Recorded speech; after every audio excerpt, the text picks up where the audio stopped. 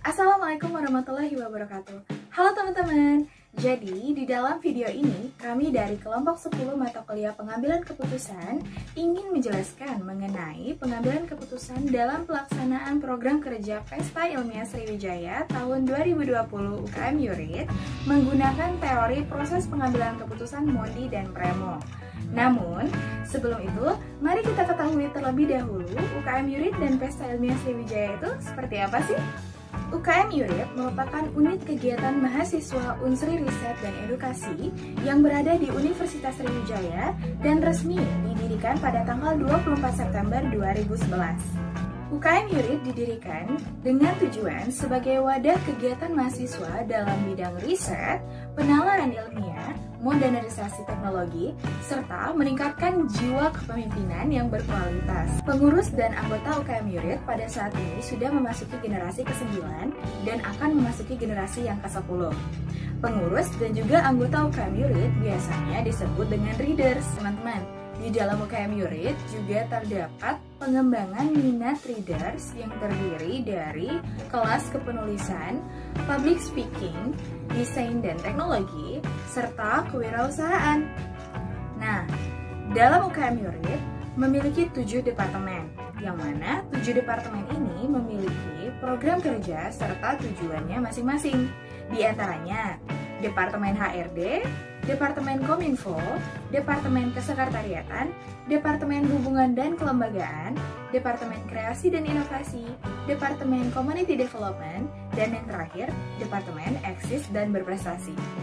Nah, teman-teman, perlu kita ketahui bahwasannya kita sebagai mahasiswa patut mengetahui yang namanya Tridharma Perguruan Tinggi. Yang mana dalam Tridharma Perguruan Tinggi ini salah satu tujuannya adalah membangun mahasiswa yang mampu bergerak dalam bidang penelitian. Nah, penelitian ini akan diperoleh melalui proses sistematis dan alamiah. Oleh karena itu, UKM Yurid hadir sebagai garda terdepan untuk membantu mahasiswa Universitas Sriwijaya dalam menggali minat dan bakat mereka di dalam bidang riset, kepenulisan ilmiah, esai, dan public speaking, yang mana dalam hal ini akan berimplikasi pada lahirnya generasi baru, generasi muda yang kritis dan inovatif. Sebagaimana yang sudah dijelaskan sebelumnya, bahwa UKM Yurid memiliki 7 departemen yang memiliki program kerjanya masing-masing. Salah satunya Pesta Ilmiah Sriwijaya. Pesta Ilmiah Sriwijaya ini merupakan agenda utama tahunan UKM Yurid berskala nasional, berbentuk perlombaan, dan dinaungi langsung oleh Departemen Kreasi dan Inovasi. Pesta Ilmiah Sriwijaya ini juga merupakan wadah bagi mahasiswa serta mahasiswi dalam menuangkan ide-ide dan gagasan inovatif dalam bentuk perlombaan antar mahasiswa perguruan tinggi negeri maupun swasta se-Indonesia.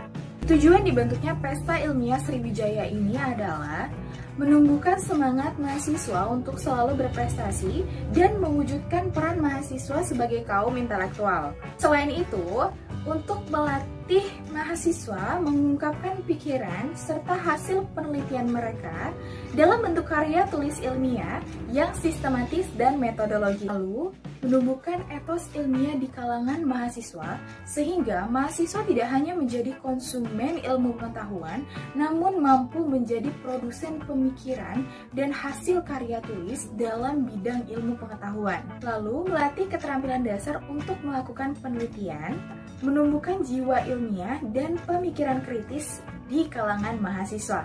Nah, teman-teman, tadi udah tahu kan UKM Yurid dan Pesta Ilmiah Sriwijaya itu seperti apa? Namun, sebenarnya apa sih masalah dari proses pengambilan keputusan kita pada kasus kali ini? Yuk kita cek.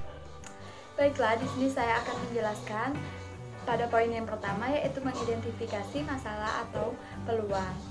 Nah, dalam teori Mondi dan Premax, faktor-faktor yang menyebabkan munculnya masalah atau faktor-faktor yang menjadi peluang harus diidentifikasi sedemikian rupa melalui analisis rasional dan sistematis. Nah, setiap tahun Pesta Ilmiah Sriwijaya selalu diadakan pada bulan September sampai Oktober secara offline dengan konsep yaitu setiap delegasi dari seluruh perguruan tinggi di Indonesia yang lulus dalam tahap seleksi dan menjadi finalis akan didatangkan ke Universitas Sriwijaya untuk nantinya berkompetisi langsung dan mengikuti rangkaian Pesta Ilmiah Sriwijaya di Universitas Sriwijaya. Hal ini bertujuan yaitu untuk meningkatkan semangat kompetisi dari setiap delegasi dalam ajang perlombaan secara langsung, dan selain itu dapat juga memperkenalkan Universitas Sriwijaya pada delegasi di luar kota Sumatera Selatan dan menambah relasi antara sesama delegasi maupun panitia Pesta Ilmiah Sriwijaya. Namun dapat diketahui pada saat ini Indonesia sedang dalam kondisi pandemik COVID-19 di mana masyarakat dituntut untuk melakukan setiap kegiatan baik bekerja, belajar itu dilakukan di dalam rumah. Berdasarkan PP nomor 21 tahun 2020 tentang pembatasan sosial berskala besar dalam rangka percepatan penanganan COVID-19, yang mana PSBB paling sedikit meliputi peliburan sekolah, tempat kerja, dan pembatasan kegiatan keagamaan, serta pembatasan kegiatan di tempat atau fasilitas umum. Selain itu, ketetapan Menteri Pendidikan dan Kebudayaan bernama Gugus Tugas Percepatan Penanganan COVID-19 mengeluarkan panduan penyelenggaraan pembelajaran pada tahun ajaran dan tahun akademik baru di masa pandemi COVID-19. Satuan pendidikan di zona kuning, orange, dan merah dilarang melakukan pembelajaran tatap muka. Salah satu isi ketetapan tersebut yaitu sistem pembelajaran di lingkungan perguruan tinggi dilaksanakan secara daring atau secara online. Selain itu, pemimpin perguruan tinggi pada semua zona hanya dapat mengizinkan aktivitas mahasiswa di kampus jika memenuhi protokol kesehatan dan kebijakan yang akan dikeluarkan Direktur Jenderal terkait. Hal ini semakin memperkuat bahwa seluruh kegiatan dan aktivitas kampus yang bukan berupa kegiatan kuliah praktik, laboratorium, hanya boleh dilakukan secara daring.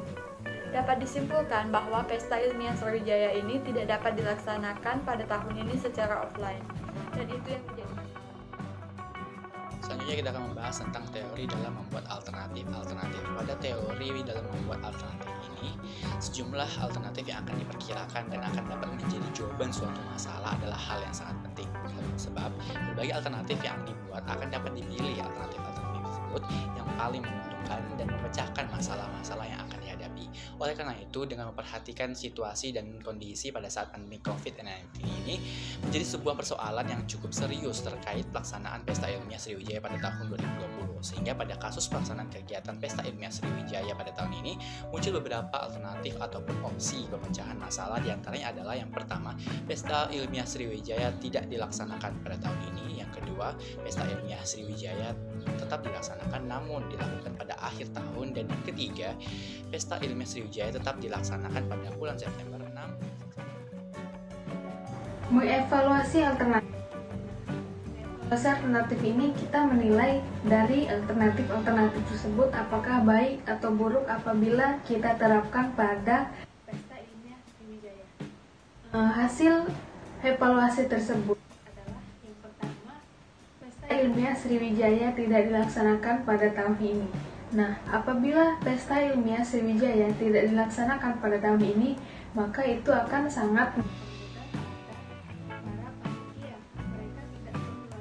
memikirkan tentang konsep acaranya, dan juga pihak Universitas Sriwijaya tidak perlu lagi mengeluarkan anggaran yang besar untuk kegiatan ini. Nah, tetapi kegiatan ini kan merupakan kegiatan tahunan yang wajib dilaksanakan, yang sangat ditunggu-tunggu oleh mahasiswa dan mahasiswa luar Universitas Sriwijaya juga. Nah, yang kedua, Pesta Ilmiah Sriwijaya tetap dilaksanakan tetapi offline di akhir tahun. Apabila dilaksanakan offline di akhir tahun, ini sangat bagus karena lebih terjalin komunikasinya dan juga lebih terjalin kebersamaannya. Nah, panitia juga memiliki waktu yang lebih panjang untuk mempersiapkan acara ini, dan juga para finalis yang akan berkompetisi memiliki waktu yang lebih panjang untuk mempersiapkan diri berkompetisi dengan finalis lain. Nah, tetapi pada saat akhir semester itu sangat bertabrakan dengan ujian akhir semester.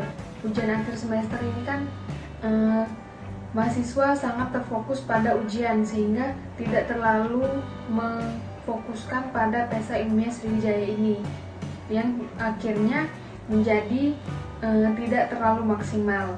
Yang ketiga, pesta ilmiah Sriwijaya dilaksanakan sesuai dengan jadwalnya tetapi secara online. Apabila dilaksanakan secara online, ini sudah terbiasa mungkin bagi para mahasiswa, karena sebelumnya sudah melakukan kuliah secara online juga. Mahasiswa juga bisa melaksanakan kegiatan ini di rumah dengan bersantai saja dapat melakukan kegiatan pesta ilmiah Sriwijaya. Di samping itu juga mahasiswa bisa menggunakan teknologi dengan baik. Poin keempat dari teori Mondi dan Max yaitu memiliki dan mengimplementasikan alternatif. Pemilihan alternatif sekaligus menetapkannya untuk dilaksanakan sebagai bentuk dari keputusan yang akan diambil, yang merupakan langkah selanjutnya dari proses pengambilan keputusan menurut teori Mondi dan Max ini. Dari ketiga alternatif yang sudah dijelaskan pada tahap teori sebelumnya, bahwa jika dilihat dari pertimbangan evaluasi yang sangat memungkinkan untuk dilaksanakan dan dipilih, yaitu alternatif yang ketiga, yang dimana pemilihan pesta ilmiah Sriwijaya ini tetap dilaksanakan sesuai jadwal namun secara online. Nah, dari proses pengambilan keputusannya yang dilakukan yaitu tidak hanya melihat pertimbangan dari panitia pelaksana saja, namun terkait juga dari pihak-pihak penting lainnya seperti pembina UKM Jurid dan Wakil Rektor 3 Bidang Kemahasiswaan Universitas Sriwijaya, ya di mana proses pengambilan keputusannya dilakukan secara terorganisir dan terstruktur yang dapat menghasilkan keputusan secara bersama. Pesta ilmiah Sriwijaya ini akan diadakan pada akhir bulan September sampai pada awal bulan Oktober, yang dimana rangkaian agenda kegiatannya ini sudah dijalankan. Yang pertama yaitu seleksi delegasi melalui secara online yang nantinya dapat menjadi finalis dan berkompetensi secara online. Jadi pada tahap ini yaitu memiliki dan mengimplementasikan alternatif dari penjelasan alternatif pilihan dari tahap teori sebelumnya, bahwa sudah dipilih dan dimiliki alternatif ini sehingga dapat diimplementasikan dan dilaksanakan. Seperti yang telah dijelaskan teman saya sebelumnya, yaitu alternatif yang diambil dari pelaksanaan program kerja Pesta Ilmiah Sriwijaya tahun 2020 Universitas Sriwijaya UKM Muslim Sertifikasi, yaitu tetap melaksanakan kegiatan tersebut sesuai dengan jadwal yang telah ditentukan, tetapi pelaksanaannya dilakukan secara online. Tentunya keputusan yang telah diambil dan dilaksanakan harus dievaluasi apakah kegiatan tersebut telah mencapai tujuan yang diinginkan atau belum mencapai tujuannya. Namun sayangnya kegiatan Pesta Ilmiah Sriwijaya belum terlaksana secara sepenuhnya. Jadi evaluasi dari kegiatan tersebut belum dapat dilakukan apakah kegiatan tersebut telah mencapai tujuannya atau belum. Jadi UKM Unit juga telah mempertimbangkan kemungkinan apa yang bakal terjadi jika kegiatan tersebut dilakukan, dan telah dipertimbangkan sebelum akhirnya keputusan alternatif diambil untuk melaksanakan kegiatan tersebut. Mungkin itu saja dan akan dilanjutkan.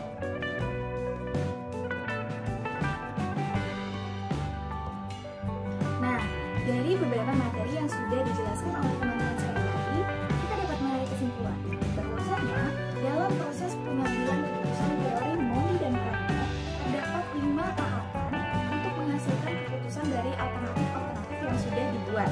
Yang pertama, yaitu mengidentifikasi masalah atau peluang. Perlu kita ketahui teman-teman, ketika kita dalam proses pengambilan keputusan, maka faktor-faktor yang menyebabkan munculnya sebuah masalah serta faktor-faktor yang menjadi peluang harus diidentifikasi sedemikian rupa melalui analisis rasional dan sistematis. Lalu yang kedua, membuat alternatif-alternatif. Pada teori ini, membuat sejumlah alternatif yang dapat diperkirakan menjadi jawaban atau pemecahan masalah itu sangatlah penting. Sebab dari alternatif-alternatif yang sudah dibuat, akan dipilih satu yang paling menguntungkan yang mampu memecahkan masalah sebelumnya. Lalu yang ketiga, mengevaluasi alternatif-alternatif. Menilai keuntungan dan kerugian serta kekuatan dan kelemahan dari alternatif-alternatif yang sudah ada dan menjawab sebuah peluang merupakan langkah yang akan menuju ke penentuan pilihan. Lalu yang keempat, memiliki dan mengimplementasikan alternatif. Pemilihan alternatif sekaligus menetapkannya dan menerapkannya pada eksekusi pelaksanaan merupakan langkah keempat dari proses pengambilan keputusan teori Mondi dan Premo. Yang kelima, ada mengevaluasi alternatif. Mengevaluasi alternatif di sini bukan berarti kita mengevaluasi kembali alternatif-alternatif yang ada. Namun, ketika sudah memiliki keputusan dan mengambil satu alternatif yang paling menguntungkan, dan ketika alternatif tersebut sudah dilaksanakan dan diimplementasikan, maka harus dievaluasi adalah alternatif yang sudah menjadi pilihan, yang sudah diterapkan dan diimplementasikan di lapangan. Itu juga pada kasus pelaksanaan program kerja Pesta Ilmiah Sriwijaya ini, yang mana sudah mencapai keempat tahap dari proses pengambilan keputusan teori Mondi dan Premo. Teman-teman, itu dia penjelasan mengenai proses pengambilan keputusan pelaksanaan program kerja Pesta